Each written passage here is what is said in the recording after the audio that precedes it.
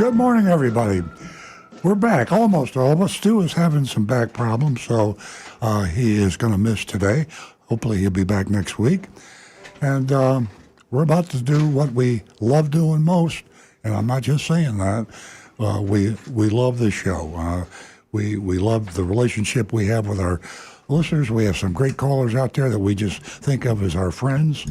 Regular callers, we have lots of new callers. And, the team, almost all of the team was at Valencia Falls in Delray. The group down there, we want to thank Jason and Jessica and Sam. Rick and Nancy and I were down there, spoke with them Thursday night, and we just love that group of people. They're a computer club, and they like the technical aspects of what's going on with. We talked a lot about Tesla, like we do on this show, and autonomous driving, electric vehicles. Had a really good time. So, hopefully, some of you folks at Valencia Falls are listening today. We'd love to hear from you. Call the show at 877-960-9960. As I said at the meeting, you know, your questions are what's most important. We can talk all day long about what we like to talk about, but it's what our listeners want to talk about. So please make a note of this number, even if you don't have time to call right now. We're on for 2 hours. We'll be on, if you're listening elsewhere in the world, we're on 10 from 8 to 10. That's Eastern Standard Time. 10, that's Florida time, East Coast time, 8 to 10. So if you're driving and you can't call now, write this number down, please. 877-960-9960. Actually, I don't want you to write it down if you're driving, but try to memorize it. 877-960-9960. And we got Rick will be monitoring all the other venues to reach us. A text, 772-497-6530. That text number again is 772-497-6530. You can also reach us on Facebook, facebook.com/Earl on Cars. Facebook.com/Earl on Cars. And our YouTube, which is just a lot. We have a huge following on YouTube. It used to be Facebook. And I think we get more YouTube than phone calls, at least it's close, but youtube.com/Earl on Cars. You can see us in the studio. It's streaming, live streaming. youtube.com/Earl on Cars. Lots of stuff in the news. You're hearing how the car industry is coming back, and this is good news for you. It's not all that good news for the manufacturers and the dealers. The manufacturers and dealers, at least most of the manufacturers, but I think all the dealers had record profit months last year. So as the supply increases, the prices are coming down. So for you, the car buyer, things are looking better in 2023 by far. Used car prices, I recall, in the automotive news this week, will be down another 11%. In 2023. So they came down in 2022, and they'll come down more in 2023. And we've already seen the new car prices coming down. So we're back to whatever the new normal is going to be. I don't think they're ever going to come down as far as they were pre-COVID, pre-pandemic, but maybe they will. I don't know. Manufacturers are very competitive. Dealers are very competitive. And competition is your best friend. So who knows? I mean, we might get back to the crazy days of dealers selling cars at cost, near cost, if you're shrewd, if you're armed intellectually, if you understand how to go about it, you can really buy a car pretty close to dealer cost. Dealers, before the pandemic, actually lost money in their new car departments. I mean, you were considered a good dealer, whether you're talking Cadillac or Honda or Toyota, if you broke even in the new car department. So a lot of people really got taken advantage of, but some really bought cars very, very low. So you listen to this show, we'll give you some good tips on how you can do that. You can negotiate. We mystery shopped a dealership and we do our mystery shopping report. That's where we send an undercover agent in to some dealer, usually in Florida, but we've been out of state, Tennessee, Pennsylvania. But we send a mystery shopper in, and they negotiate the best they can to buy a car. And we shopped a dealer locally in South Florida that was advertising discounts of thousands of dollars below MSRP. So we just said, what's that all about? I mean, right now, if you buy a car at MSRP, consider yourself lucky. But car prices are coming down. So I just don't believe they've come down that far. This particular dealer, I think he advertised one car at $5,000 off MSRP and another one at $8,000 off MSRP. So we said, we got to check this out.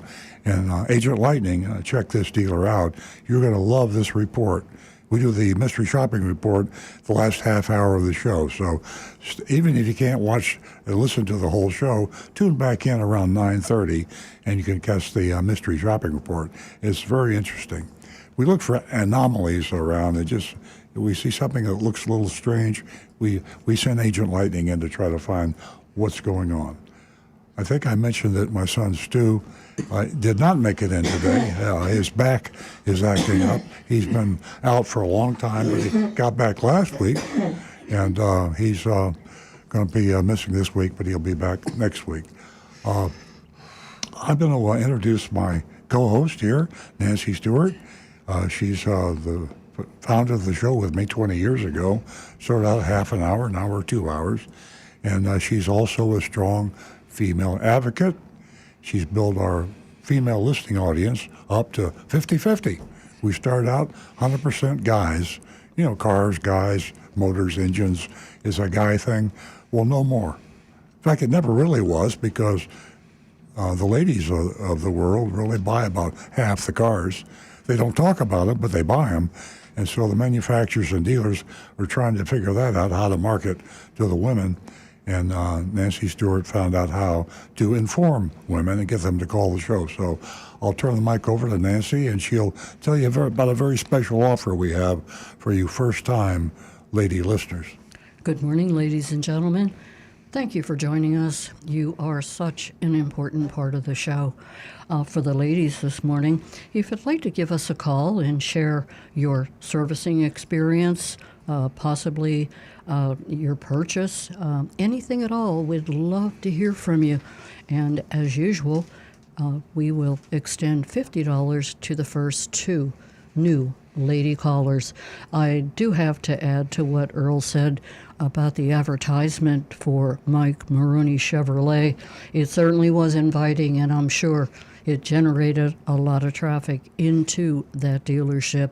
And we'll get into that mystery shopping report. It is very interesting. So stay tuned for that. And also, I really have to mention again and remind everyone how we have grown here at the Oldies channel. And I mean, really have grown. I'm looking at the coverage map by counties, and it is just unbelievable how far we've come. Palm Beach County, Broward, Martin, St. Lucie, excuse me, Glades, Hendry, Indian River, Okeechobee. It's interesting. So you have stayed with us a long time right here at the Oldies channel. So give us a call. Let us know how you feel about the long wait if you ordered a vehicle, and anything else you'd like to discuss. The number is 877-960-9960. And of course, the text number is 772-497-6530. And an interesting website that you would want to go to help along the way with everything that has to do with car buyers is FloridaLawProtectingCarBuyers.com. Take advantage of that. It's a great read that Earl put together. You can go to Earl on Cars and take a look at that. And he really broke it down in the kind of terminology that all of us and you could understand. Also, take advantage of your anonymous feedback. Youranonymousfeedback.com. Again, that number is 877-960-9960. And again, you can text us at 772-497-6530. Now back to the recovering car dealer. Now, we've been talking a lot about selling cars and buying cars. A big part of your budget on transportation is spent on maintaining and repairing your car. And there's not a lot of talk about that. It's the good news is the newer cars require much less maintenance and much less repair. I mean, I give the industry a lot of credit. The quality of the vehicle. I've been retailing cars since 1968, and I sold Pontiacs back in 1968. And by today's standards, I mean, they were junk. I mean, the cars that were built back in that era are just absolutely, you wouldn't own one today. You'd rather buy an old used car than a new car. And they've come a long way in quality. So I pat the industry on the back. They really have helped lower your cost, because transportation cost is, and then you got insurance and fuel and the rest of it. Rick Kearney is here in the studio, and your questions about maintaining and repairing your car can be directed directly to Rick. If you're a YouTube person, he will monitor it. In fact, he's monitoring Facebook now with Stu out. So if you have any questions about a car, particularly an older car, and you have maybe you've taken it to a repair shop and they say, well, we can fix that for you. I mean, it's going to cost you a few dollars. Be careful when they say that. It can cost you a lot of money. So before you take it in and say, here, please fix my car, and hand them a blank check, you might want to call the show, 877-960-9960 on the telephone, or you can do on YouTube, go directly to Rick, youtube.com/Earl on Cars. But Rick can tell you, and I don't know what his batting average is, but it's got to be 800 or 900% as far as helping people that call in. I mean, the best thing you want to hear is don't worry about it. That's not a problem. You don't have to have that remedy. The car will be safe and run just fine just the way it is. We get that question from a lot of people with older cars. If you're driving an older vehicle, I mean, the car might not have a market value of more than $5,000 or $6,000, and you don't want to spend $5,000 on a $5,000 car. So you might want to live with a little squeaker rattle or maybe a warning light that isn't that important. Things like this worry you. I mean, if you're going to take a vacation, you don't want to take a car on the road that's doing something you don't understand. So if your car's doing something you don't understand or don't like, or if you smell something or feel a rattle or a vibration, give Rick a call, and Rick Kearney will answer it for you 9 times out of 10. And if we can't answer it here, we'll Google it, and we'll get an answer one way or the other. So Rick will be here for the full 2 hours, and anytime you have a question, just give us a call. One thing I want to talk about briefly, we got a phone call? Okay, let's do the phone calls. Priority to our phone callers, by the way. We're going to go to the phones where Charles is waiting from North Palm Beach. Good morning, Charles. Good morning, Nancy. I've got a couple of thoughts. And first of all, Rick was talking about storing a car for 6 months last show. I got cut off. I apologize for that. I don't know what happened. But he didn't mention fuel stabilizer. What are your thoughts about fuel stabilizer, Rick? And at what point do you suggest adding it, or is it just junk? Up north, when you've got small engines that you got to store, it's a necessity. My real preference on any time that you've got to leave a car for any length of time is to find someone that can come and run the car every so often and exercise it a little bit, because there are so many factors that come into play on that can be damaged just by sitting still for too long. But if the car does have to sit for up to 6 months or so, a fuel stabilizer is not such a bad idea. Basically, it's a chemical that acts as like an alcohol additive on one part to help absorb moisture and prevent water from puddling in the bottom of your tank, which can cause problems from condensation. It also helps to prevent other issues with the fuel breaking down and chemically changing over that length of time. But again, the really best option is to have someone come in and drive that car, take it out and drive it a few miles, top up the tank once a month, and just make sure the car gets some exercise. Great. My next thought is, Earl, if you were listening to the State of the Union on Tuesday, the president was talking about junk fees, and he was talking about resort fees in hotels that really aren't resorts, and airline fees, et cetera, but he didn't mention car dealers. And I'm thinking to myself, I wonder if he's been hit up by all these car dealers who are supporting his campaign or something. But, well, maybe one day we'll see junk fees outlawed. Yeah, it is amazing when you think about it. I mean, the media openly goes after rental car companies. They'll go after hotels. So they love to talk about the resort fee and the Wi-Fi fees and all the other things in the fine print. They go after the airlines. But you're right. The president or the media, for some reason, give the automobile dealers a pass. And your theory is kind of like my theory. I think that they are so well organized. I mean, there's no other retailer in the world that's better organized than car dealers. They have a national association, they have state associations, and they have local municipal. There's in Florida, for example, there's a Jacksonville Dealers Association. In Tampa, there's a South Florida Dealers Association. There's a Florida Dealers Association, and of course, the national. And you might as well call these things political action committees, because the dealer associations, they charge the dealers heavy dues. I'm a car dealer. I pay a lot of money to the Florida Automobile Dealers Association. The South Florida Dealers Association, I'm a member of too. I don't pay that much money because they make a huge amount of money off their annual auto show. But they take in hundreds of millions of dollars. I don't mean Florida, but cumulatively the associations, and it goes where they get the biggest bang for the buck.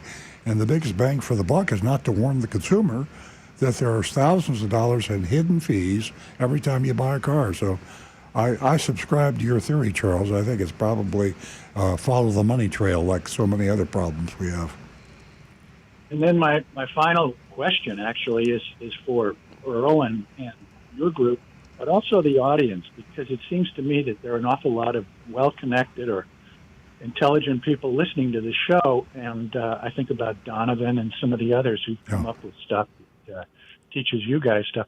I live in a high-rise here in North Palm, and we're wrestling with what to do about the oncoming onslaught of electric vehicles. Mm-hmm.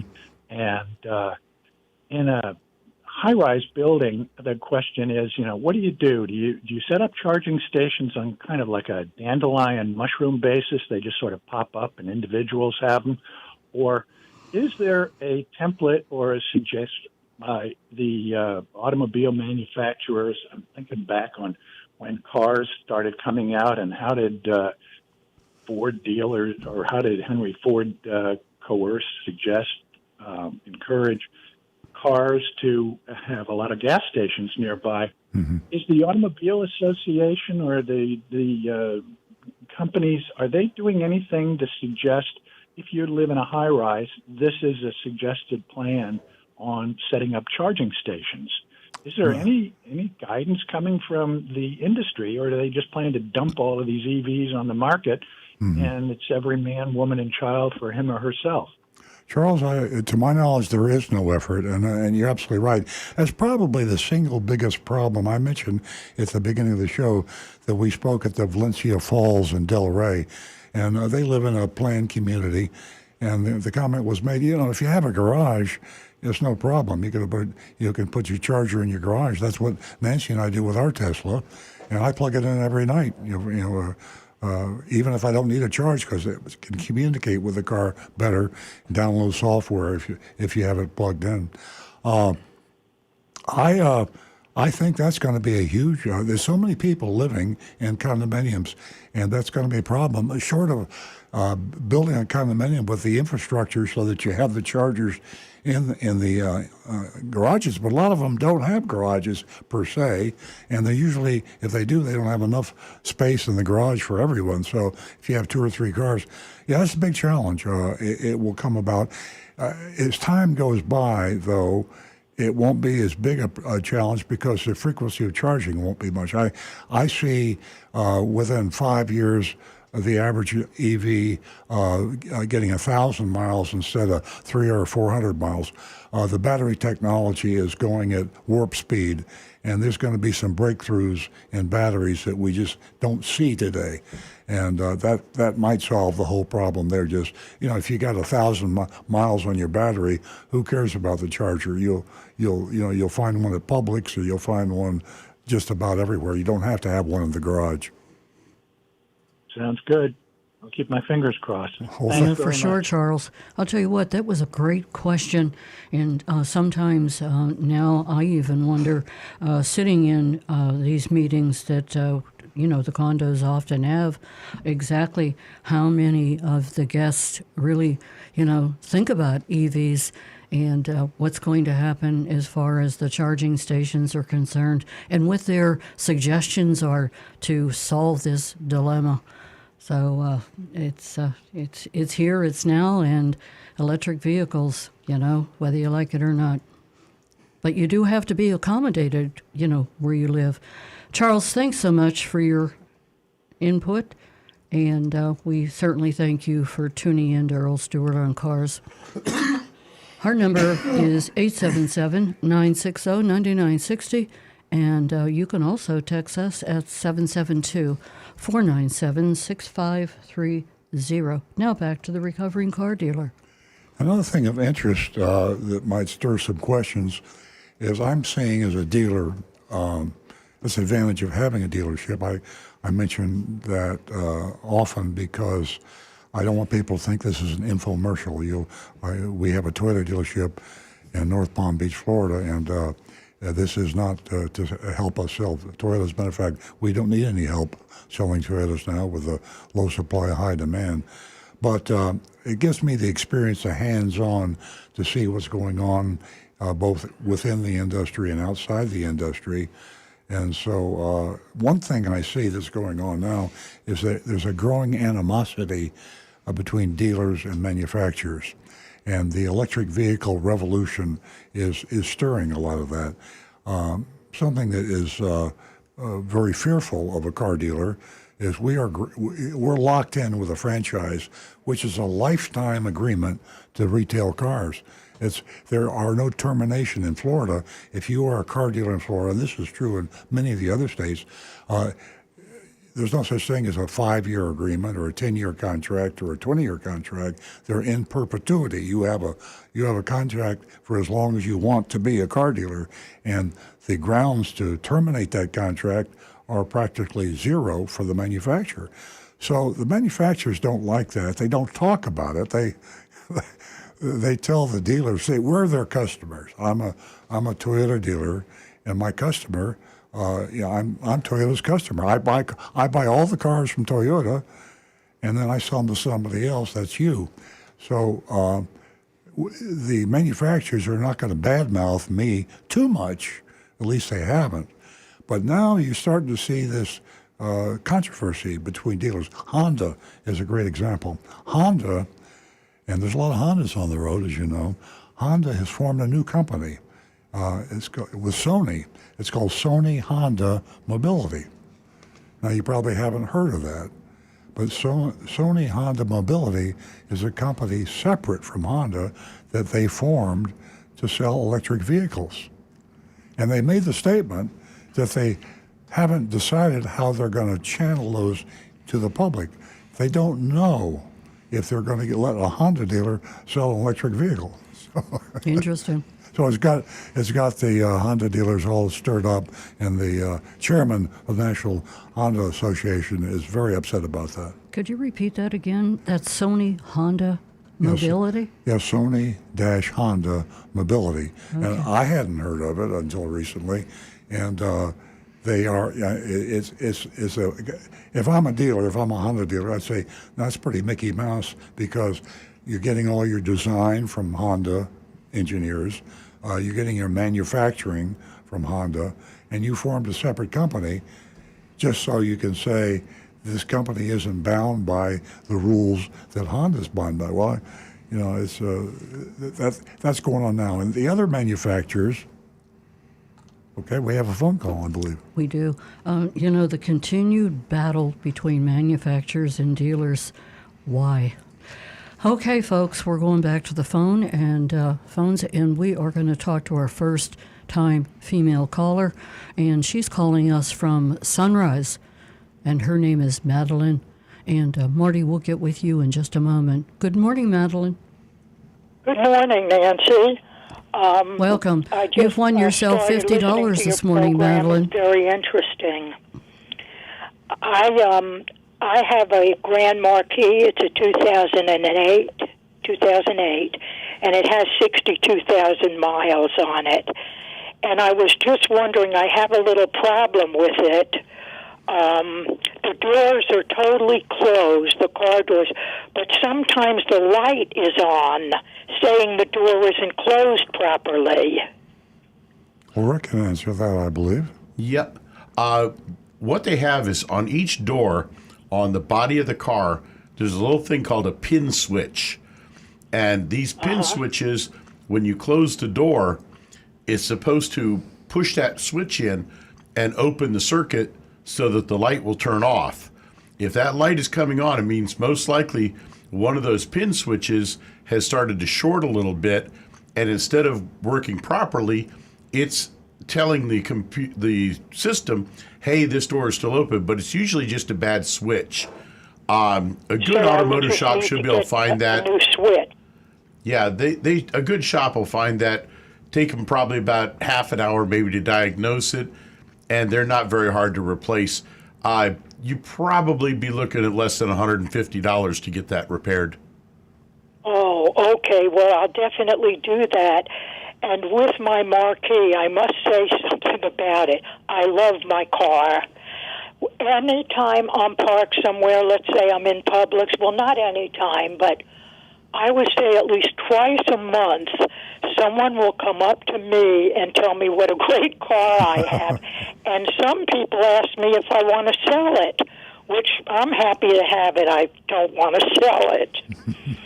Well, you're right. It's Nancy and I feel the same way. When we were traveling more, we would always try to rent a car, where we traveled to, because the trunk space in a Grand Marquis, for example, or a Lincoln Town car, a huge amount of trunk space. In today's cars, if you got 3 or 4 bags, forget about it. There's no place to put them. So I know exactly what you mean. And some people hold on to those cars and take care of them like you do. And I think you're doing the right thing because there's nothing out there on the market that will be where you can put a week's worth of Publix bags in the back of they don't make them like that anymore. It's a great vehicle. I don't really do that much driving. And truthfully, even if I did, I'd rather be safe with a big car. I feel very confident in the car because it has a long front. Mm-hmm. You know what I mean? Mm-hmm. I don't bump into anything because the front is so long and there's a lot of space between the curb and the front of the car when I park. Yep. Absolutely. Madeline, thank you for the phone call. You won yourself $50 this morning. If you speak with Jeremy in our control room, he will take care of you, and he will take your contact information. But just stay on the line, wait for him to pick up, and you'll be able to give him your contact information. Thank you very much, and I'm going to continue listening. Thank you so much. Give us a call and let us know how that turned out. I will. Okay, 877-960-9960, or you can text us at 772-497-6530. We're going to stay on the phones where Marty has been holding from West Palm Beach. He's a regular caller. Good morning, Marty. Good morning. How you doing today? We're well, thank you. Thanks for the call. I wanted to first give you a little mystery shopping report. I took my wife's car over to Edmore's Honda for service, and they had 4 CRV hybrids on the lot. Each one stickered for $34,000. They added $3,995 as their adjustment price. Plus, I didn't even go into the detail. They also have a dealer fee there. Of course. So apparently Ed Morse didn't get the message that the prices should start coming down. Well, he's got your back, doesn't he? I see that Yes. TV commercial. He's got your back. He's And your wallet. yeah. So that individual, by the way, I don't know if you knew that, that's Teddy Morse, which is the grandson of Ed Morse. Ed Morse, he started the firm years ago. In fact, I think he started National Rent-A-Car, and then he got in the retail business, and then he had a son, Ted, who passed away. Ed's passed away, and the grandson has got your back. He wears a leather jacket and rides a motorcycle. Right. And the other thing I was going to say, when your other caller mentioned the State of the Union, I forgot what Biden said about it. Only 10 years to go on gasoline or whatever kind of fuel. I would say he was off by probably 30 years. He was off. I don't know how many years, but yeah, it'll be a while. Definitely The off. only reason why I say that, Earl, you've got a whole lot of used cars, and I'd say all your used cars are gasoline, probably. Most of them, sure. And take 1,000 dealers in the United States that got the same situation, and out of your 2,000 orders, 99% of those 2,000 orders are gasoline cars. Exactly. So, my opinion, of course, not as good as yours, my opinion is gasoline is going to be around for a long time, and I think people should buy hybrids before they buy just electric. Well, there's a good argument for that. In fact, Toyota is pushing that. As you know, the CEO of Toyota suddenly retired, surprised a lot of people, and the new CEO now is taken over. But Toyota's taken the path of hydrogen fuel cell and hybrids being the short-term answer. So as far as the comment in the State of the Union address, in 10 years, there might be a whole lot of hybrids out there, but there's not going to be no combustion. There's not going to be all EVs for sure, but it's going to take a long time to make that transition. Yeah.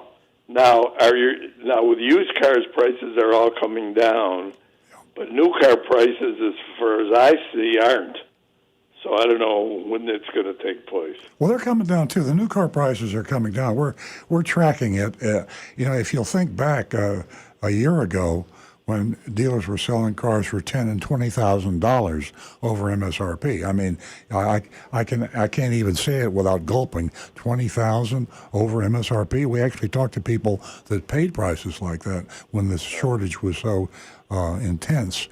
But it's coming down now close to MSRP. The mystery shop that you'll hear at the end of the show had a dealer that advertised 2 vehicles, big ads saying it was, one of them is, I've got the advertisement in front of me now, Equinox, a Chevrolet Equinox that's $5,000 off MSRP, and a Chevrolet Silverado that was advertised at $6,000 off. Now, you'll have to wait for the mystery shopping report to find out what really happened, but I think you probably got a good idea right now, don't you? Oh, yeah, definitely. And when they say MSRP, they don't say MSRP based on the window sticker. No, they throw that number around pretty loosely. You're right. Yeah, that's a loose term for car dealers, because when they put those addendum stickers on, they consider that MSRP too. I did a column on that, a blog called Beware the Phony Monroney, and that's a window sticker that they counterfeit to make it look like the official federal mandated Monroney label. I mean, they use the printers print these out with the same colors, the same font, the same style, and they add it alongside of the official label. And unless you read the fine print, which you need a magnifying glass to do, you think it's part of the Monroney label, but it's not. Yeah. There's dealer list price, and then there's the Monroney official MSRP. MSRP is definitely not anything to do with what the dealer calls list. Right, right. All right. Have a good day. I just wanted to give you Ed Morse, he's not behind you at lowering their prices yet. Thanks, Marty. I appreciate I'll it. tell you give us a lot of great information, Marty.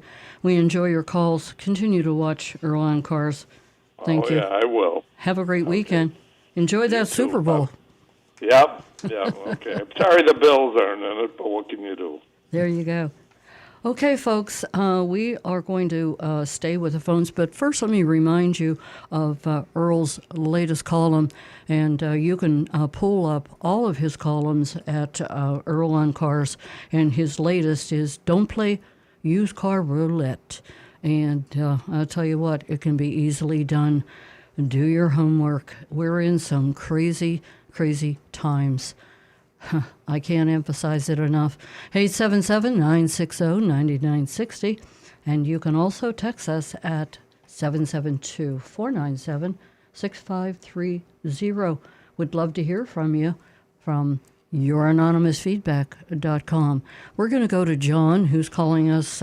He's a regular caller. Always a great call from Palm City. Good morning, John. Good morning to everyone. I have a question for Rick. I'm hoping I haven't been doing anything wrong. Tuesday, I'm bringing in Toyota Corolla, which I've been buying since 1976. To me, it's a number one car. And Earl mentioned that they were number one selling cars since 1974, I believe, except now that Tesla has beat them. For Rick, the question is, I'm needing a water pump, which is on order, and they're going to fix it on Tuesday. Have I been doing anything wrong by not changing the antifreeze? Or, I know antifreeze has a water pump lubricant in it. Did I make a mistake by not flushing the radiator? I'm 102,000 miles.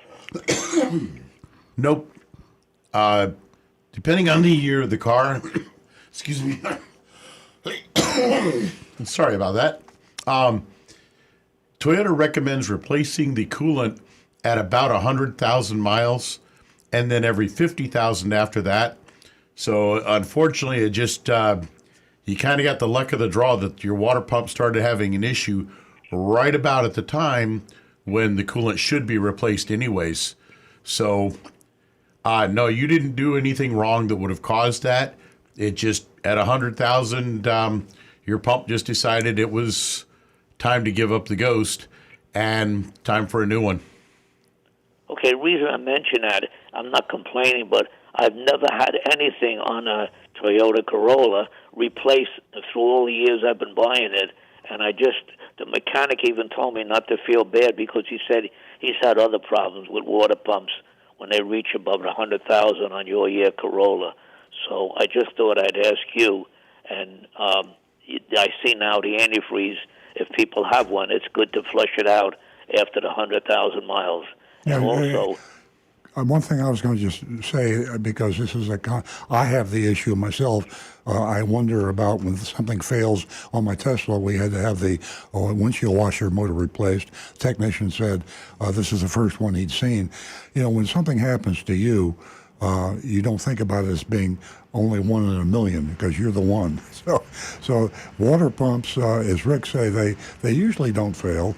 But think about everything you have in your car was manufactured, and it was manufactured by human beings, designed by human beings, and human beings aren't perfect. So even if you take the number one quality car in the world, whatever that may be, and you buy that car, you might have a car that's got a lot of problems because statistically, 1 in a million, if you only had 1 in a million water pumps fail, you're building a damn good water pump. But if you're the guy that got the 1 in a million, as far as you're concerned, you'll never buy that car again because it's junk, because my water pump failed. But it's statistically, somebody's going to have something fail, even transmissions, things that last forever, not literally, of course, but things that you think are so much better today. Everything will fail, but it's a statistic thing, not, hopefully it doesn't happen to you. Okay, second part of my question. My battery tests good. But when I start driving, I get a little bit of a but it's 4 years and 2 months. Do you think I'm automatically just get rid of the battery? Because in South Florida, batteries only last like 3.5 years. Would it be a good suggestion just to throw in a new battery automatically? No, waste of money. Okay. At this point, obviously you're going to be coming in for service every 6 months. Yes. We test the batteries automatically. I mean, every car that comes in our bay, a lot of us have our own testers. Toyota's given us several, and we test every single battery. And when it shows signs that it's getting weak and it's time to replace it, do it then. But if that battery is passing a load test, leave it be. I'll agree because I have AAA and I have the service, so they'll catch me wherever I would break down. So no reason to worry that way. Yeah. Well, thank you for the information about the pump. No problem. And you'll notice the little warning signs with the battery, like when you get in first thing in the morning, it's been sitting overnight. You turn the key and it just seems like it's a little bit slow to crank that first time in the morning. At that point, get into a shop soon and get it tested, because those little warning signs are saying, hey, now's the time to look at this before you get stuck alongside the road. Well, thank you for your information. That's what welcome, we're here for. You're welcome, John. 877-960-9960, or you can text us at 772-497-6530. Another column that would interest our listeners, everybody, all the time, is that this secret that is kept among the manufacturers and the dealers. And the name of the column is Don't Let Dealers Steal Your Discount on a New Car. These incentives are paid directly to the dealers, and they're kept a secret. The customers don't know it. And unless they take and interrogate the dealership, that's the only way you're going to find out, and it will save you thousands and thousands of dollars. So grab that column, take a look at it. It's in the Hometown News. It is also in the Florida Weekly, and you can go to Earl on Cars and you can read all about Don't Let Dealers Steal Your Discount on a New Car. 877-960-9960, or you can text us at 772-497-6530. Mimi is back, and she's calling us this morning, and we love hearing from her. Good morning, Mimi. Good morning. Thank you so much. I wanted to give you a little continuation of my knock sensor. The car's been running well, as you said, yes, it would, and it does. Well, I was getting ready to make preparation to have it switched out, and then the engine light goes off. So I've been driving for the last week with no engine light. Any ideas what happened? Yep. That knock sensor might have been experiencing just a little glitch, and the glitch cleared itself, and you're good again. If the light is staying off, I wouldn't worry about it. I've seen this happen sometimes with knock sensors, also with what are known as the air-fuel ratio sensors and the oxygen sensors. Sometimes they'll get a little glitch, the light will come on, and you pull the code, okay, that we know what it is, and you wait a little while to see what happens, and it goes away. Don't you have to reset the light? Not necessarily. Yeah. What will happen is the computer watches over those sensors, and if that problem goes away, most times it takes 2 or 3 times for the computer to say, okay, yeah, I see it several times, so I'm going to turn on the light. And then if the problem goes away and it doesn't see it for something like 40 times that you've started the car, it'll turn the light off.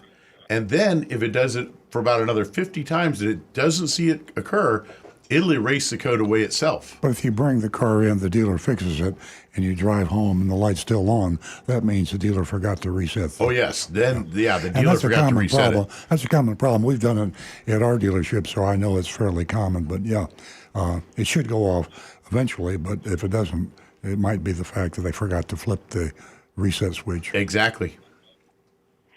So the reset switch is just a matter really of flipping something? Well, no, we make it sound a little simple. But we plug in a computer, a laptop computer, basically, and then we communicate with the car's computer, and we tell it, okay, we're going to clear this code out. But we can also see a lot of information, what's known as freeze frame data, where all the sensors, all the readings that the computer sees, I can see those on my computer right in front of me. So I know what that computer is seeing and how it's acting and what it's doing to run your car. That's wonderful. Wow, to have another brain in your car. Well, thank you so much, and have a marvelous day. Thanks, Mimi. I like the way you put that. A brain in your car, that's for sure. 877-960-9960, or you can text us at 772-497-6530. We're going to talk with Ron, who's calling us from Lake Worth. Good morning, Ron. How's everybody doing over there? We're good. Nice to hear from you. Yes. I bought tires at Walmart. I got a good price. Good years, 65,000 miles. Now, Okay. I know I'm not going to get 65,000 miles on these tires. How does this pro rating work? Is it built in automatically? Do you have to buy a package or what? I'm just not sure. If I take it back and I get 30,000 miles on these Walmart Goodyears, and then, I say, hey, I only got 30,000, it says I'm going to get 65. How does that work? You'll need to read the fine print in the receipt that they gave you. I know. Yeah, get out the magnifying glass, the electron scanning microscope. But unfortunately, that's where they hide a lot of that stuff. Basically, what'll happen is, say if you only got 30,000 miles, and they look at the tires, they say, okay, it's all clean wear. It's not an alignment issue, or you ran into a curb or something like that caused damage to the tire, but it's normal wear and tear. And you only got 30 when you should have gotten closer to 65, they will prorate it by giving you, say, 40 or 50% of your money back, usually in a credit towards buying new tires. Plus, Walmart's also the tire manufacturer in their warranty. You're right. And what they're looking for, Ron, is that you didn't inflate your tires properly, and they can tell by looking at the wear pattern or alignment. I mean, if you don't take care of your tires, you're not going to get more than 30,000 miles. But if you take care of your tires, then you should get the full amount in the guarantee. Yep. Oh, very good. All righty. Thank you very much. Thank you, Ron. You're welcome, Appreciate Ron. the call. It's great to hear from you. 877-960-9960, and you can text us at 772-497-6530. Don't forget your anonymous feedback. Rick, do we have any texts, YouTube, any? We have a text from Anne Marie. Good morning, Anne Marie. Welcome. And this one, kind of an interesting one here. She says, good morning. Many years ago, I was a Girl Scout. My brother was a Boy Scout. And we did a fair amount of tent camping in our scouting days. Yesterday, I saw a story in jalopnik.com, which great website, that one. I love the stuff they have, about car camping. Not just any car, but this particular one was a $170,000 Porsche Taycan Turbo Cross Turismo. That's a mouthful. Complete with an installed $7,000 Porsche rooftop tent. Now, this seems to be a new craze. Is all of a sudden, every manufacturer or these different companies are making tents that you put on top of the vehicle. Yeah, for that amount of money, I'd buy a Winnebago and just have the whole thing. You would think, yeah. I sent the story to my brother in Western Kentucky, asking if he'd seen anything like this, since camping is very popular in his area. Well, sure, the Great Smoky Mountains area and Appalachian Mountains.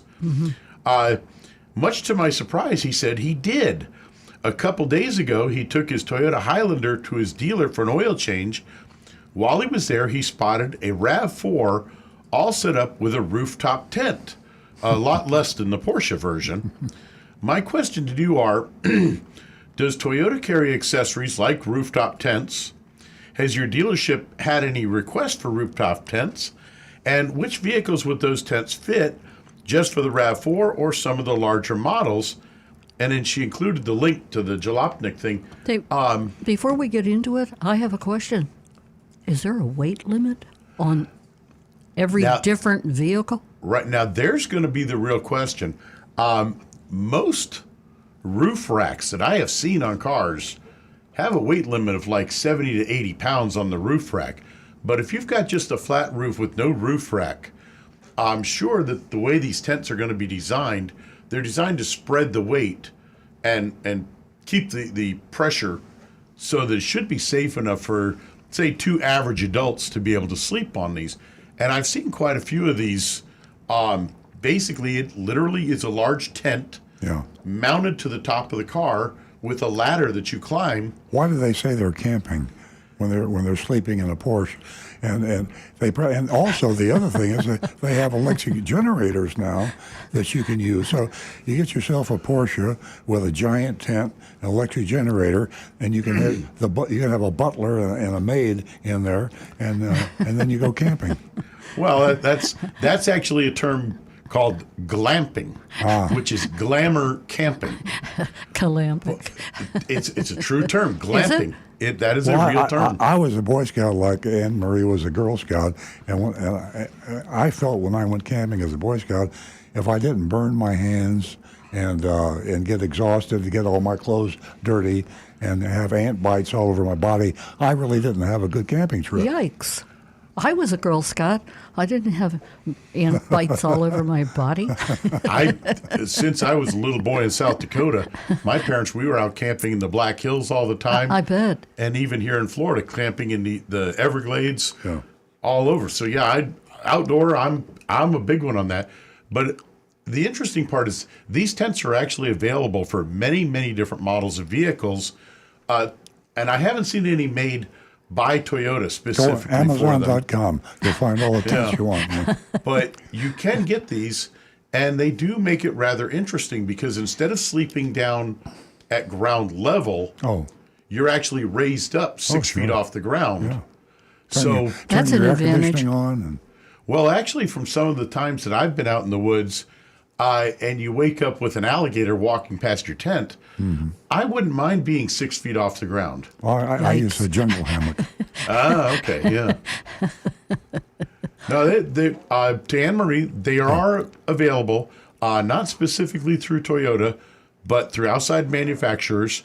And I would bet just about any SUV, there's going to be a model available for it. But like Nancy mentioned, watch out for just how much weight you're putting up on the roof of the vehicle. Yep. You don't want to dent anything in or anything. How long has this been around? I haven't heard of it. Years now. Yeah, really? Interesting. If you Google car top tents, there's a lot of them. Car top tents. Yep. Anne Marie, thanks so much for the input into our show with the question. You are definitely a great texter. Have a wonderful weekend. We are going to go back to the phones where Howard is waiting, who also is a regular caller. Good morning, Howard. Good morning. Beautiful morning, and I hope you all are well. And I have a couple of questions for Rick. Rick, what's the difference between a steady check engine light and a flashing check engine light? Okay. When the check engine light just comes on solid, it means the computer has sensed a problem with some sensor or something in the car that it needs to bring to your attention. A flashing check engine light, pretty much across the board, is a danger signal. Usually what that means is that you have a misfire in the engine, one or more cylinders are not firing properly, and that flashing check engine light means that misfire is severe enough that it could cause damage to the catalytic converter. A flashing check engine light could also be a defective check engine light. Possible, but very unlikely. Myself, if that light is blinking and your engine's running rough, I would get very quickly to an automotive shop, or even tow it, because it could actually cause damage to the car and possibly raise that expense I didn't a realize lot more. that. So I usually made fun of the check engine lights. I didn't even realize they had a flashing check engine light. So give me an example of what would be an emergency that would cause it to flash. Usually, like say, if an ignition coil stopped working and it can no longer fire a spark to burn the fuel that's being sent into that cylinder, the check engine light will flash to say, hey, this is a severe misfire, because some fuel from the other cylinders can obviously travel in there. I'm amazed. I give the manufacturers more credit than I thought. I didn't realize they had so I learned something new on the show every day. Thanks, Rick. And that extra fuel going in the catalytic converter can cause it to really start heating up. And if it gets hot enough, it can actually melt down the inside of the cat. And that's several $1,000s to replace. Yeah, well, great question. Great answer. Wow. What you got next, Howard? Okay, catalytic converters. Up north, they were stealing catalytic converters. So I said, when I get back to Florida, I'm sure they're not going to be stealing catalytic converters. And I found out that they are in southern Florida. Now, my question to you is, if someone steals your catalytic converter, the option is for to go back to Toyota or whatever car you have, or get an aftermarket catalytic converter. Yep. What do you think of the differences between both of them? 6 of one, half dozen of another. On an older car, I would go to an aftermarket shop and see if you can get a less expensive one there. Contact your insurance company, because if your deductible is low enough, they're going to cover most of the cost of it, because it is theft, which is usually covered in your automobile insurance. Be advised that this actually happened quite a few years ago. There was a real rash of thefts for catalytic converters because they found ways to get the precious metals out of the catalytic converter. Well, and they were making a profit on a big profit. Because there was such a big thing about that, the government came down, the law enforcement came down and told junkyards and salvage yards that they were not allowed to purchase catalytic converters that obviously had been removed from the car unless they had provenance of where it came from. That way the thieves had nowhere to sell them. Well, that shut it down for quite a while, and all of a sudden in the last year and a half to 2 years, suddenly this is taken over again. Somebody figured out a way to sell them, and now they're making big money on these again. Guys like me that drive a pickup truck, somebody can roll up under there with a electric sawzall, battery operated, and cut a catalytic converter out of your car in about a minute's time. And suddenly they're running away, and now you've got this rumbling, roaring beast that you cannot safely drive, and you've got to have it repaired almost immediately. So it's a big money thing. Catalytic converters are something that really gets you stirred up, because you just keep on going. It annoys me because so many companies now are selling these shields to go on them. Yeah. And I've even seen a picture of one guy that modified the underside of his car by wrapping the exhaust with concertina wire, which is that razor-edged barbed wire. Now I got you going even more. So That's taking it to another limit. Absolutely. Excuse me, another level. Okay, I have two more questions. I've seen Teslas. On the back it says dual motor. Can you explain what is a dual motor on a Tesla, and aren't all of them supposed to have it? Well, let me answer that one. That's an electric motor, which is what powers the car, and they have single motors. They have dual motors. My car, which is the Plaid, Nancy and I, we have three electric motors. So, 3 electric motors will make a car go pretty fast. Okay, and my last question. If you have an older car, is it good to get a rebuilt starter or a rebuilt water pump? Usually on new cars, I don't think that's a viable question. But I'm talking about if you have an older car. They're fine. Rebuilt basically just means remanufactured. They take the old parts that come back to them, and they use the good components from it and rebuild it into new. It's basically it's recycling. And so it's good for the environment that way. And when you're buying And they'll used be or just as rebuilt, good. you want to check the warranty. That's what it's all about. If you have a used, you probably won't get a warranty, but you get a pretty good warranty. Rick, what would be the warranty on a rebuilt water pump typically? Usually 1 year unlimited mileage. Yeah. Okay. Thank you for answering the questions. I appreciate your help. Thanks for the call, Howard. Thanks, Howard. Bye. Look forward to hearing from you again. 877-960-9960. Or, as I said earlier, you can text us, 772-497-6530. We're going to talk to David, who is calling us from North Palm Beach. Good morning, David. Good morning. Question for Rick, please. Okay. Go ahead. Rick, if a car had contaminated fuel in it, somehow it got the contaminated fuel, would it void the new car factory warranty? It will not void the warranty, but the warranty will not cover anything damaged by that contaminated fuel. In this particular case, the car was towed into Napleton, of course, and Napleton said that the gas tank needed to be removed and cleaned and put back in the car. They gave me back the car not running good, but running at this point. And 10 miles later, the engine seized up. The car had 22,000 miles on it and still warranty left on the 3-year 36 engine. And now they're not standing behind the warranty. Is that legitimate? Something's wrong here because contaminated fuel should not cause an engine to seize. The only thing contaminated fuel will do is make the engine stall out and not run. If the engine seized up, something else was done.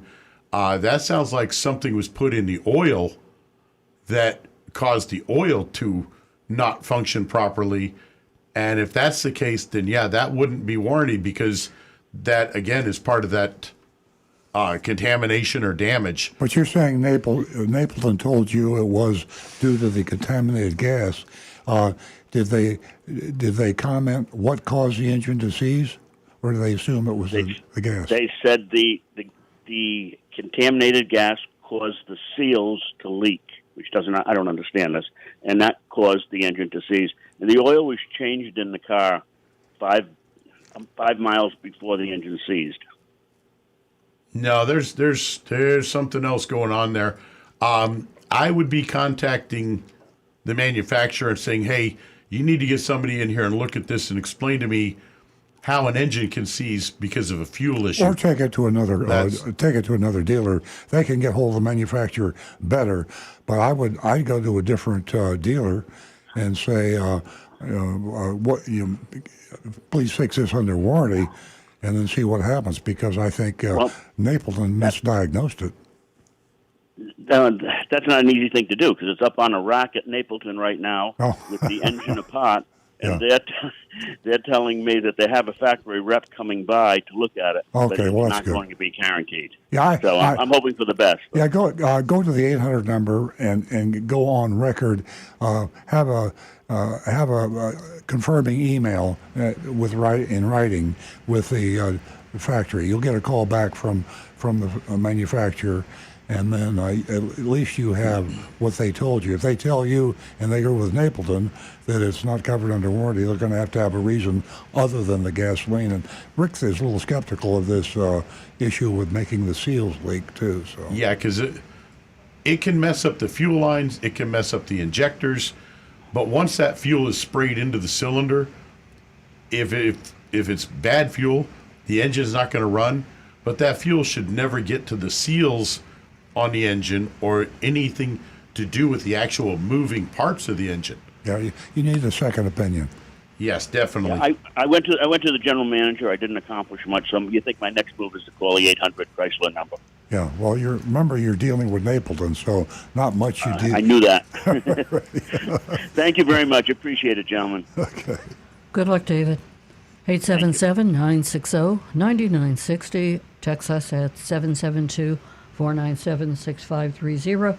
Remember, we will be getting to our mystery shopping report later, just around the corner, and that is from Mike Maroney Chevrolet. I think we're going to go back to Rick and check out our text, YouTube, etc. Okay. Well, we've got some input here from Donovan. He says, Earl laughs about the idea of the EV, the electric generators and that. But with EVs, you can run the air conditioning for a very long time on that giant battery, so you're camping in comfort. He says, plus, for those of us in Florida, when a hurricane hits and you have no power, you can sleep in your car, in the AC, in your garage, with no concern for the exhaust like you would have with a traditional car. Very true there. Mm-hmm. And he also goes on to say, if you see a Tesla with the word dual motor and a solid red line under that word, don't bother racing it. You will lose. Well, my Plaid has 3 motors. And I guarantee you got that line underneath, that red line under it. Yeah. Well, Because I do believe I recall you saying something along the lines of the first time you hit the accelerator pedal hard in that car, that it almost snapped your neck. Yeah, well, it frankly scared me. The car is so fast, and sooner or later there's going to be some scientific documentation on this, but your mind can only react so quickly.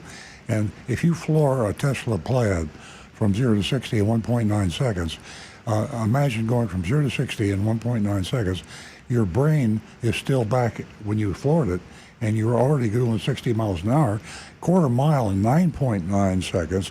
You go a quarter mile in 9.9 seconds. Your mind is still back about 300 feet from where you left, and you're a quarter mile down the road. Yep. So you're down the road, but your brain doesn't know you're down the road. And I think that sort of an acceleration is pure insanity, but it's fun. I mean, a lot of fun. Fun to try it once in a while, but you're talking right now, literally almost the level of a professional race car driver is needed to handle that much power. Even a professional cannot grasp that acceleration. It's not the speed so much as acceleration. I mean, your brain cannot, if you go from 0 to 60 in 7 or 8 seconds, which is pretty fast for a car, you have 7 or 8 seconds and you see the car going, it's faster, your reflexes are prepared, but when you don't know you're going 60, you think you just floored it. Right. I'm speaking guys like John Force, Scott Coletta, champion drag racers that are these guys. They're in jet cars doing 3 seconds, but I mean it's. But they're on a drag strip, right? And they're going in a straight line, and they have guardrails all around. Well, that's where you took your Tesla to do that, didn't you? And they you didn't do it on a public road, did you? And they have a parachute that automatically goes up. You didn't do that on a public road, did you? No. Yeah, you went out to Moroso, that right? Yeah. Say that again. Hey, this afternoon, guess what we're doing? Earl and I are going out to purchase race driver helmets, and we're going to carry those with us. When 5-point harness. Yep. We're going to harness up. Exactly. I had one when I was 16 years old. You might need one now. My father wanted to know why I got a crash helmet. As old as we are, definitely. There was a channel on YouTube for quite a while called Tesla Racing, where this guy he had one of the original P95s. Now, this is several years ago, and before the Plaid had even come out. But it was still a very fast car. He actually raced against a guy on a superbike, motorcycle. Oh, yeah. And some of these superbikes, extremely fast acceleration. The Tesla won. Okay, let's get on some interesting, useful knowledge. We're going to continue with Rick and what he has accumulated over there. Donovan actually just came in also. It says there's a Model S Plaid with minimal modifications that has done a confirmed 8.7 second quarter mile. Are they selling that now? I heard about the Super Plaid or something like that, but I didn't realize they were available. I would say it is. Wow. Donovan's in the know on that. Yeah, thanks, Donovan. I can't thank you enough. We're going to be out looking for that vehicle. We need to go faster. And this one came in from Guy Larrabee. He says, I'm worried about Toyota's lateness to the EV revolution. Yeah. Have they missed the boat? Are dealers also concerned? there are a lot of people that are very concerned. Obviously, Toyota themselves are concerned, and that's the reason Akio Toyoda, the former CEO, left suddenly about a week ago. I tell you what, I have so much respect for Toyota, and I've been with Toyota since 1975. They are truly miles and miles ahead of the rest of the industry. And I disagree with them on the electric vehicle strategy. But you know something? I could be wrong. I mean, they are the chief engineer for Toyota, who happens to be an American, chief engineer for Toyota, has done a study on.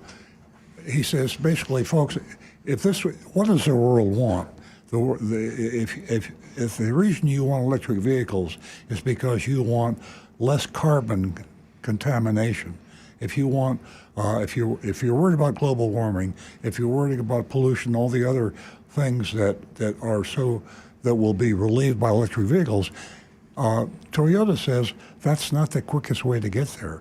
They say that the quickest way to get there is, first of all, hybrids.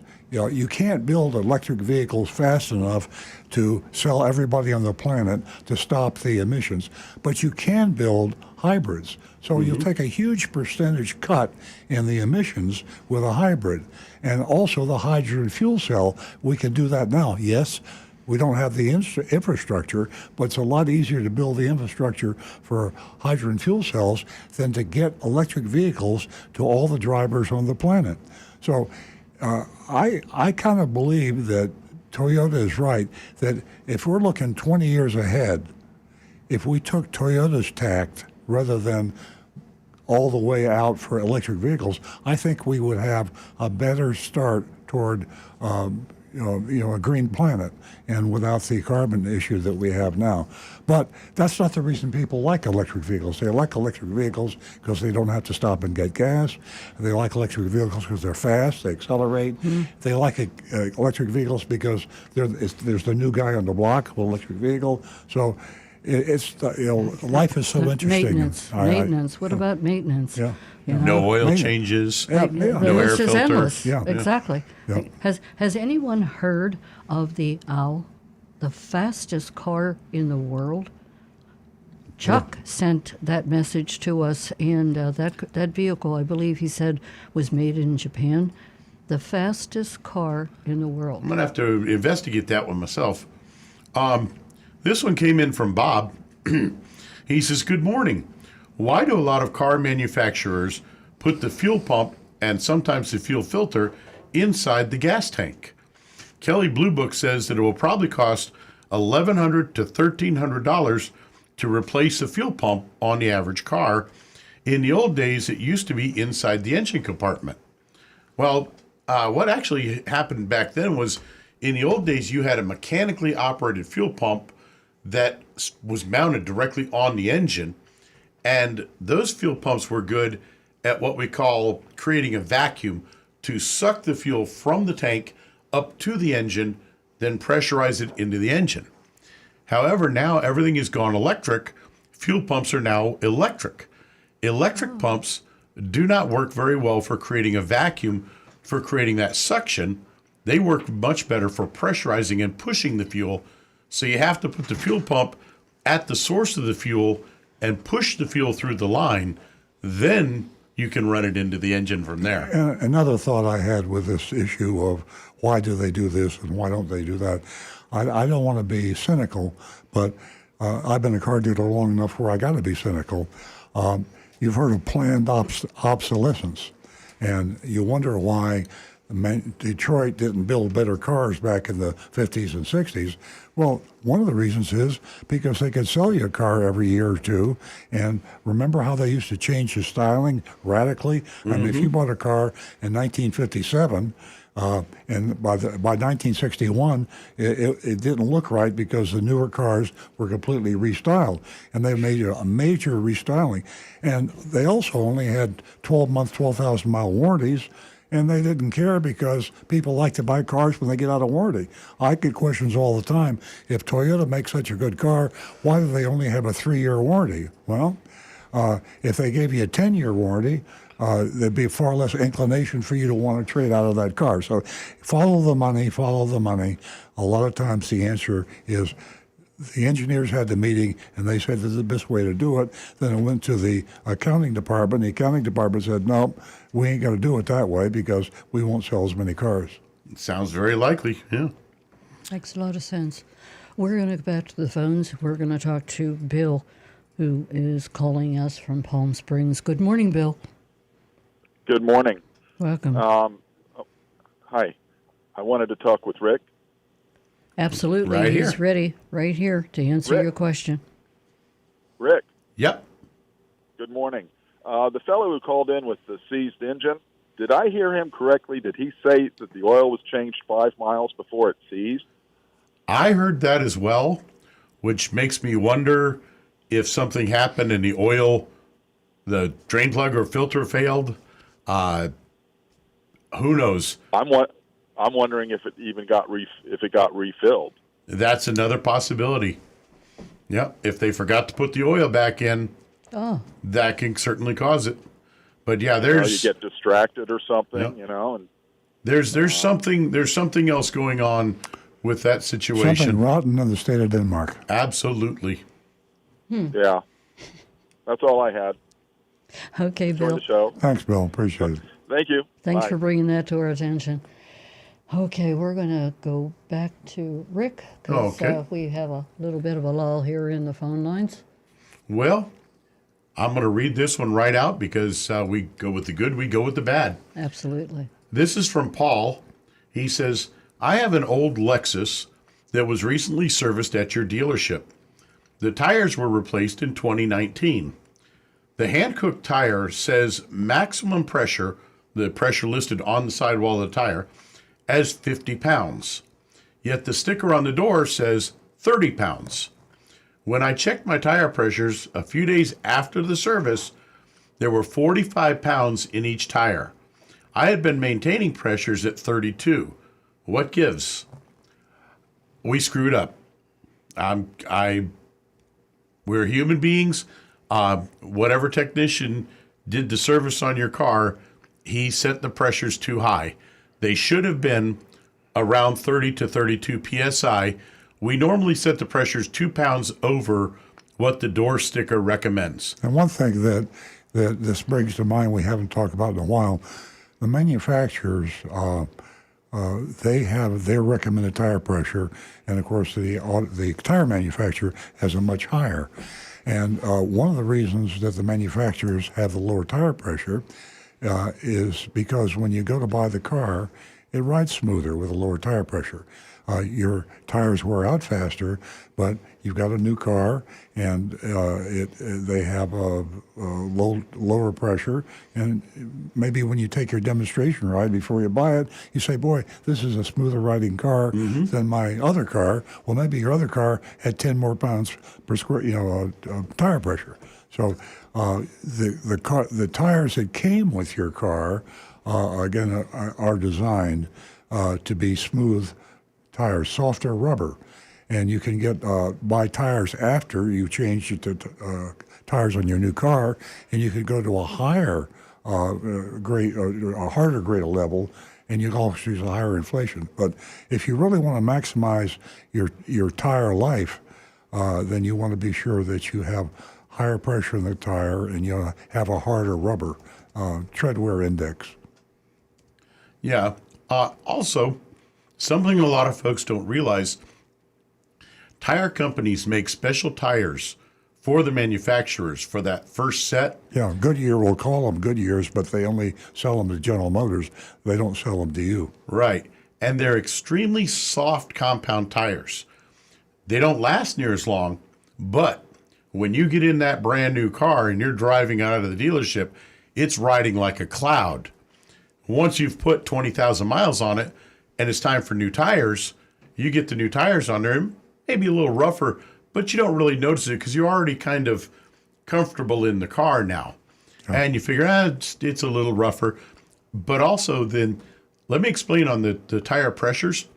The sticker on the door jamb is what Toyota will say, this is the minimum pressure that you should run in your tires. Do not go below this pressure. The number on the sidewall of the tire I don't think it says that, does it? It just says it manufacturer's recommended. Right. It's recommended pressure. It's recommended pressure. But when you say to me this is the recommended pressure, it doesn't say that if you go less, your tire's going to wear out faster or won't be as safe. What the manufacturer should do is recommend the pressure that gives you the best compromise between safety, fuel economy, and ride. It shouldn't be the lowest safe pressure that you want on your tires. So. Absolutely. Yeah. Okay. But what they try to give it to where it still gives you that little bit softer ride. Exactly. Yeah. And the tire manufacturer will tell you this is the maximum pressure that you can safely run in this tire. Do not exceed this level because my tire is not guaranteed to be safe if you go above this pressure. Yeah. They say maximum pressure. But the auto manufacturer doesn't say minimum pressure. Right.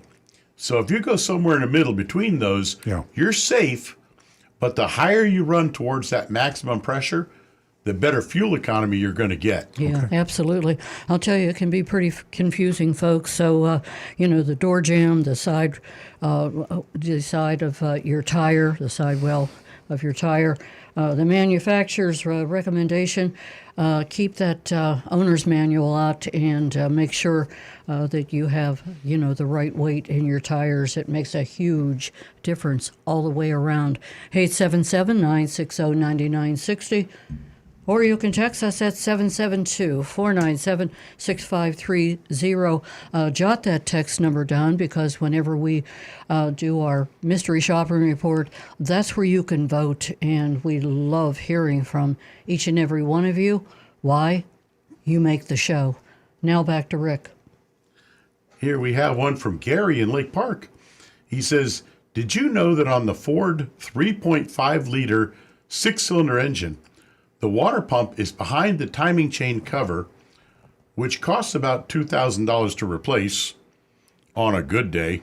And if the water pump leaks through what is known as the weep hole, this is when if the bearing and seals on the water pump start to give out, there's a little hole that the coolant will drip through. Weep? Weep as in weeping or crying. The coolant actually goes into the oil crankcase. Great engineering, huh? Well, unfortunately, Ford has done some rather silly things. And this one, Gary, I agree with you. That's not a good idea. Basically, they've designed an engine that if you start leaking coolant, it's going to leak into the crankcase, contaminating the oil, possibly damaging more parts in the engine. And obviously, you're not going to have an easy way to see that because you don't have an external drip that would leave a puddle under your car saying, hey, there's a problem. So bad on Ford for that one. That was not right. Not right at all. Top of the list. 877-960-9960. We have a few more minutes for us to take your phone calls. And right now there is no phone calls. We're going to stay with Rick. Do you have some YouTubes? I'm going to take a quick moment and look up While you're taking a quick moment, car. Let me make a point about the controversy or the adversarial relationship that's building between auto manufacturers and dealers. And this is, I mentioned earlier in the show that the dealers are afraid that they're going to be thrown out with the bathwater. We're going to be using direct sales from the manufacturers. There's always been a hidden adversarial relationship between auto dealers and auto manufacturers. One of them that's coming up now, and I believe it's Virginia and some other states, where the manufacturers are angry because the dealers have lobbied to make the manufacturer pay them the same hourly rate when they do a customer repair than when they do a repair for the manufacturer, which is a warranty repair. And I can see the kettle boiling now, and there's a lot of legislation around the country that is going, basically lawsuits by the dealers against the manufacturers. They see that their paycheck, the dealers' paychecks, are being threatened. You take, I mentioned earlier in the show, you've got Sony Honda Mobility. We say, well, what is Sony Honda Mobility? That's Honda manufacturing, and they're going to build electric vehicles. Guess what?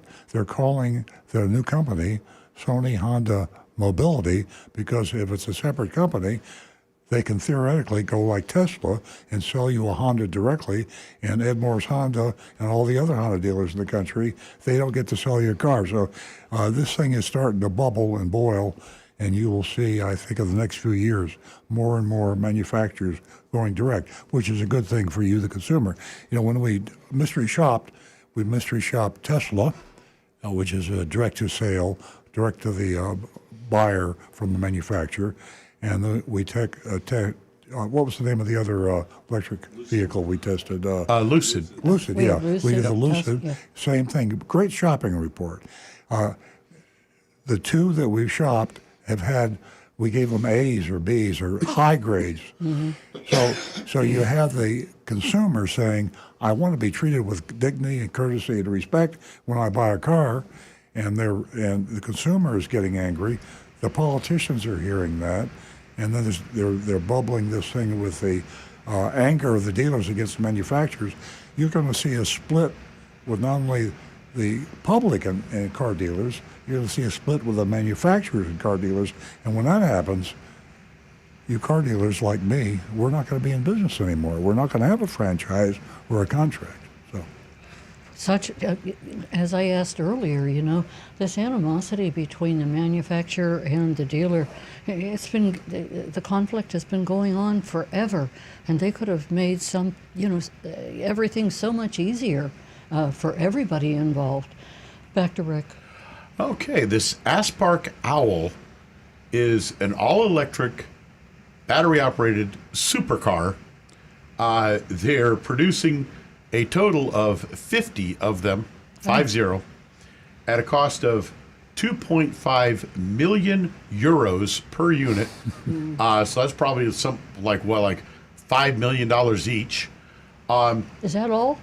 It's been claimed that it can accelerate from 0 to 60 in 1.7 seconds, 0 to 156 miles per hour in 10.6 seconds, with a top speed of 250 miles per hour, and they're only making it 50. So, yeah, They don't qualify as a production car, but you know, back in my drag race days when I was a kid, they actually had rocket dragsters.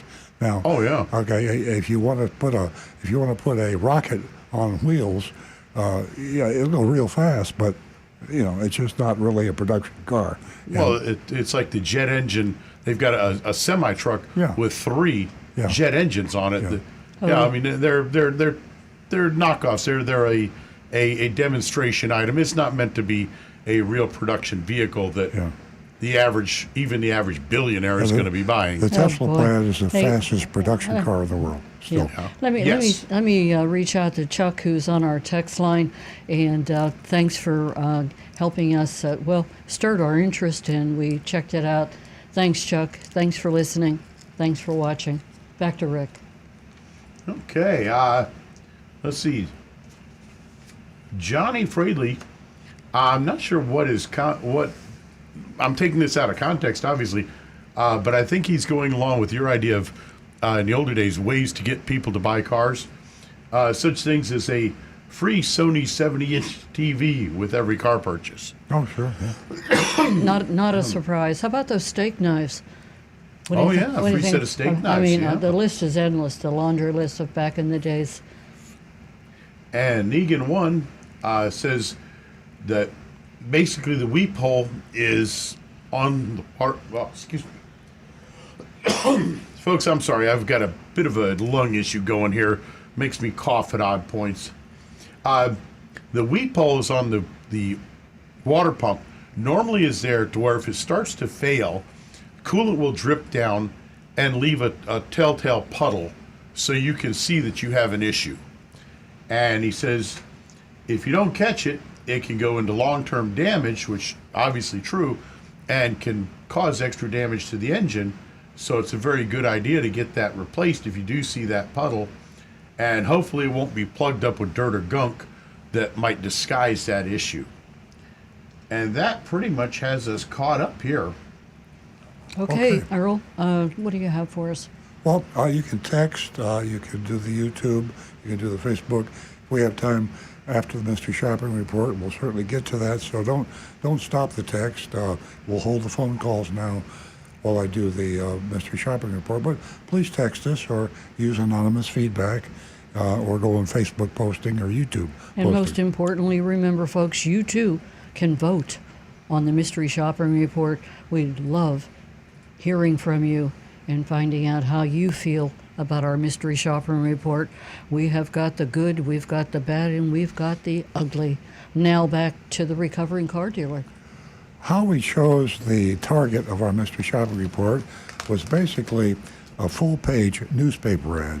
Now do all of you remember what newspapers are? I mean, I think Nancy and I are the only one on our block that still reads a newspaper. But I read the Palm Beach Post, and I looked at this full-page ad. I'll hold it up here. If you see at the top of the ad, you'll see the $5,000 and $6,000 off MSRP, and that's the only auto ad in the paper, by the way. All the other car dealers, except for Maroney Chevrolet, I think there are a few in down south in the Miami, Fort Lauderdale area that advertised the Sun Sentinel, but used to be the car dealers did nothing but newspaper advertising, and so, TV was rare back in the day. But do you believe that they would actually give you $5,000 off an Equinox off of MSRP, or $6,000 off of a Silverado off of MSRP? Well, I didn't believe it, and so we sent in Agent Lightning to do a mystery shop, and you'll enjoy this. By the way, the name of this dealership is Maroney Chevrolet, and Maroney was one of the earlier CEOs of AutoNation. When AutoNation grew, they started calling all their dealerships AutoNation, but in Florida, they're still calling a lot of the AutoNation-owned dealerships Maroney. Maroney is not the owner, it is AutoNation. And it's a little interesting, too, because I can't find anywhere in the ad. There's a Florida law that says if you own a business, your name must be in the advertisement. Well, AutoNation is not in the advertisement, or else I missed it. So here we go with a mystery shop of Mike Maroney Chevrolet in West Palm Beach on Okeechobee Boulevard. I'll speak in the first person as if I were Mr. Shopper. I arrived at Mike Maroney Chevrolet mid-morning, eager to investigate the advertised discounts off MSRP. And as I said earlier in the show, if you're going to buy a car at MSRP right now, it's usually a pretty good price.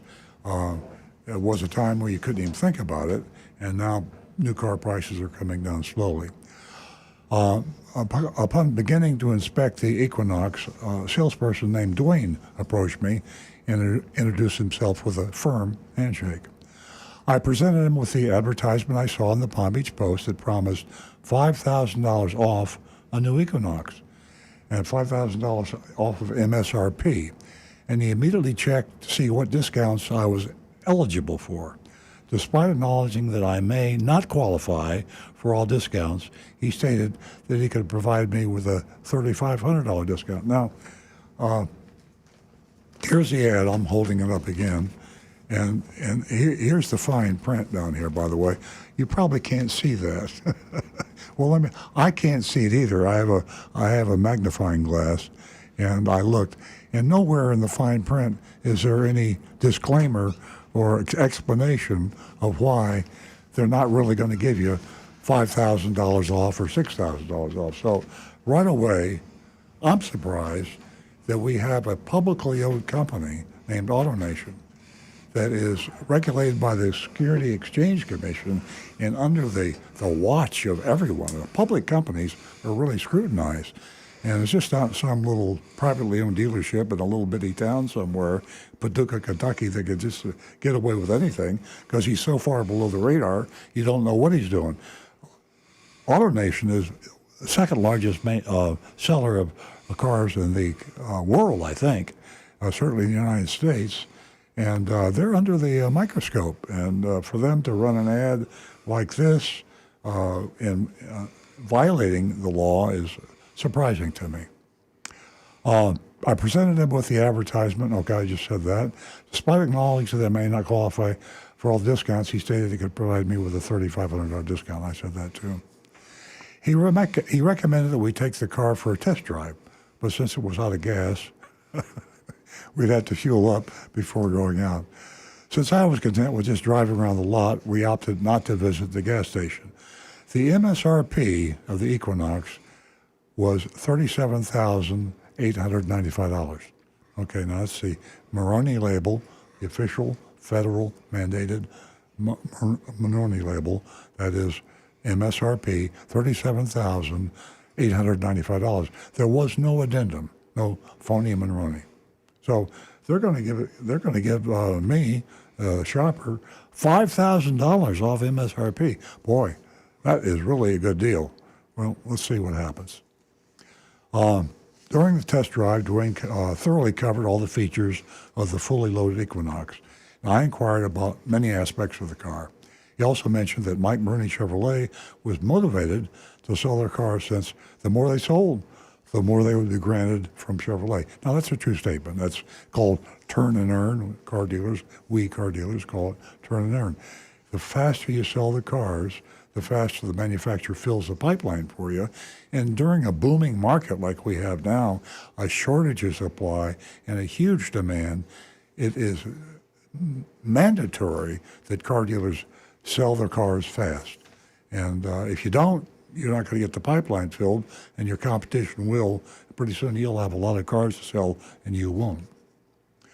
When we returned to his desk, Dwayne expressed that he would provide me with a fantastic price. Okay, that's puffery.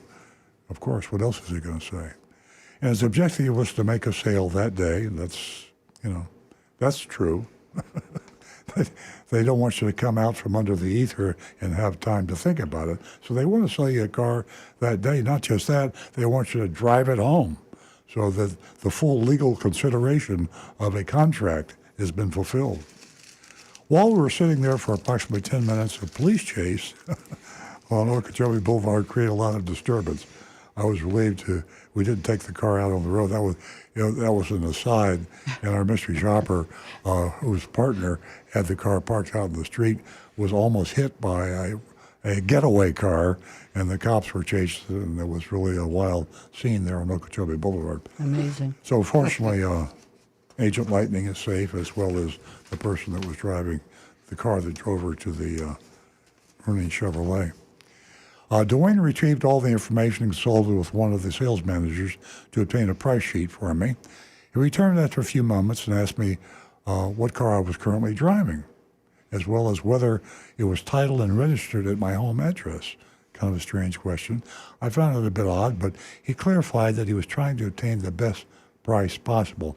Now, roll the tape back, what I said earlier about I came in because I want $5,000 off the MSRP, and he said, I'll see what I can do if you qualify for all the discounts. Well, there's nothing in the fine print that talks about the discounts, certainly for $5,000 off. But this is where I'm really surprised at the integrity of this advertisement for a publicly owned company. Dwayne then handed me a worksheet and reviewed the numbers. It showed a $2,815 discount from the MSRP, which was $37,895. But then a $995 junk fee was added, a hidden fee, junk fee, dealer fee. There's a million names for the hidden fee. I think hidden fee is the best way to describe it, even better than junk fee. as well as $955 in government fees. Now, there's only two kinds of government fees that are legitimate. One is the sales tax, and the other one is the registration or the license plate. Now, you'll see later on in the report here that the sales tax is added separately, and there's another junk fee that's added that shouldn't be.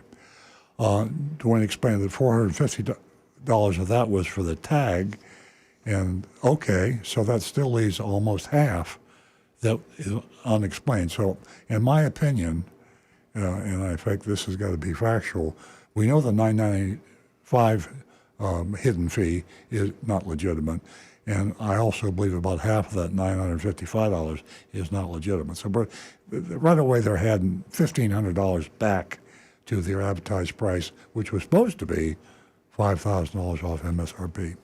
Taxes were added, and the $1,750 rebate came off. Now, there was a rebate. My actual price was $34,825. $3,070 off MSRP. Well, that's still not $5,000.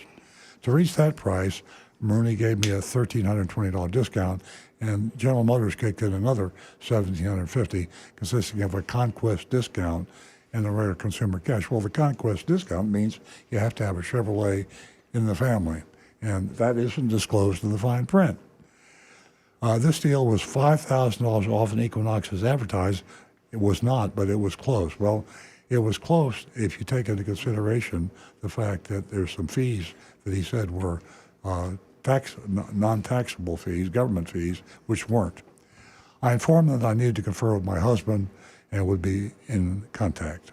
Before departing, I inquired if Dwayne could also investigate the advertised Silverado deal for my son, and of course that was the one that was a $6,000 discount, $5,000 discount on the Equinox and $6,000 off on the Silverado.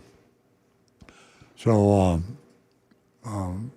he's leading him to believe that we could buy that too. I waited just a few minutes for a worksheet.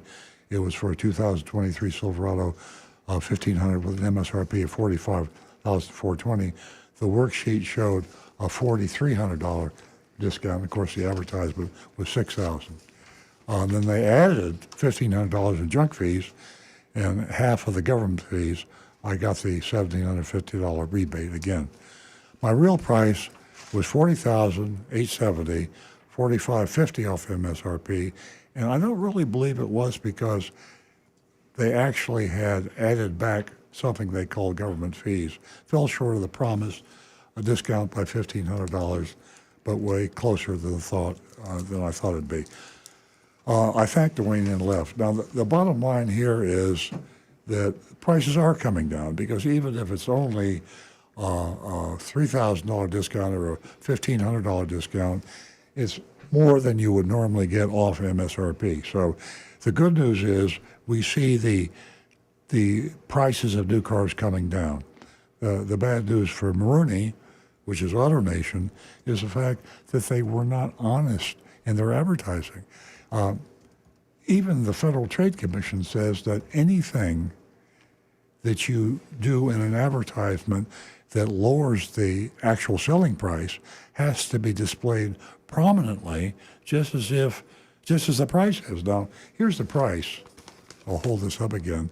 That $5,000 discount and $6,000 discount is in huge type. I mean, it's it's just there's nothing bigger in that advertisement than the $5,000 and $6,000 discount.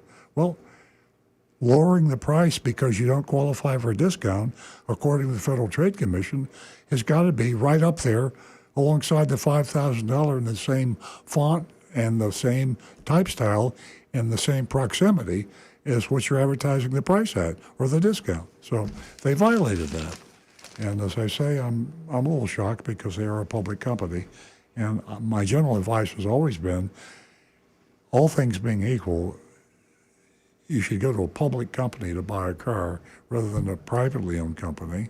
I say that even though I'm a dealer with a privately owned company. That's just the way it is for most dealers. The public companies are a little bit more careful about what they do, mainly because they're in the public eye, they're in the stockholders' eye, they're in the Security Exchange Commission's eye, and when they cheat on something, they're going to get in a whole lot more trouble.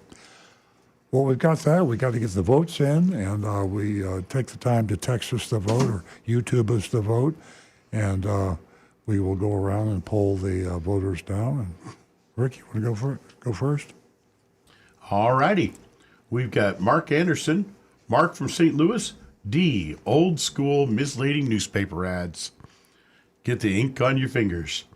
Negan 1 says F for false advertising. Let's see here. Johnny Z. Fraley says F for a bunch of phony Maroni baloney. Tim Gilliland from Yuma. Not the worst, but still smells bad. C minus. Mark Smith, disappointing. D. Andy Z, D for sure. Brian Sidlatko, false advertisement deserves an F. Tom Steckel, I'd give him a C minus. No addendums, government fees are overstated, and the ad was a bit deceptive on the discount. Mark Ryan with a D. Then we've got Mark from Palm Beach Gardens. Deception, lies, and dishonesty. Hit the door, Ms. Lightning. F, F, F. Bob, D for deceptive advertising. Where is Ashley Moody? Jonathan in Wellington. Marooney Chevy gets an F for me. Hidden fees and lies about fees is an immediate fail. And Anne Marie, the violating law equals an F. For me, I'm going to say they're actually giving some discounts here, so I'm going to go a little more lenient. I'm going to say a C minus, simply for the idea that if you're careful and you work it hard enough, I bet you might be able to even get a little better deal on that one. Oh, and Las Carretas 31, F. That's our full collection over here. What do you think, Earl? Well, I'm torn here. I feel a little embarrassed because I've always recommended AutoNation. I'm looking at the fine print with my magnifying glass. I'll hold it up. I literally can't read it without it. And one of the discounts that was deleted from the price before they realized whether or not you would qualify, you have to have a 2009 or newer non-GM vehicle registered in the household. So that's a nice way to treat your loyal customers that buy GM cars. You give the bigger discount to somebody that has a GM car. And then the other interesting thing here is I see in the fine print, and nowhere in the fine print did they talk about the discount of $5,000 to $6,000, but they talked about the payments in the ad, and they would give you 6.5% annual percentage rate, but you had to have an A+ credit score. I'm not sure what they call an A+, but it sounds to me like you'd have to have like an 800 beacon, which is really unreasonable because very, very few people have that. Well, how are you going to score before I tell you my score? I like the way you put that. It sounds like, an 800 beacon. Ladies and gentlemen, for me, I just can't deal with false advertisement. There's too many loopholes in this mystery shop, this deception, and I'll reiterate where is Ashley Moody. There's so much that these dealers are getting away with. Why? I can't answer the question. For me, I give them an F. False advertisement, deception. I'm holding this up so I can point to the fine print. Now, the blue, that's not the fine print. Well, my finger's there. You don't see anything because you can't read it. And not only is the fine print unreadable without a magnifying glass, but it doesn't give the full disclosures. That's a terrible violation of the rules. And there are a lot of rules out there. There's a lot of laws out there And hey, I don't know, Ashley Moody, Monroney, he's turning over in his grave. Wasn't it back in 1958 when, this law was put into order, about a label that can't be removed, a window sticker? I mean, there's so many violations here. I don't like it. It stinks. Still need your grade, Earl. Yeah, I'm gonna give them. It's so hard for me to do that. I just hate to do this to AutoNation. I'm gonna give them a D, and I think at the beginning of the show I was talking to Jonathan. We're talking about the fact that this is the only ad in the newspaper. How nobody advertises in the newspaper anymore. And then Jonathan said, this could be a demographic thing, and he's absolutely right. The people that read newspapers are old people like me. I subscribe, Nancy and I subscribe, and we're elderly.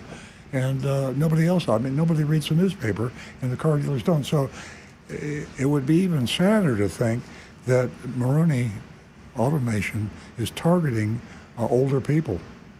But you could make an argument, couldn't you, that why is everybody else advertising on Facebook and digitally advertising? Why are no other car dealers or anybody advertising in newspapers anymore?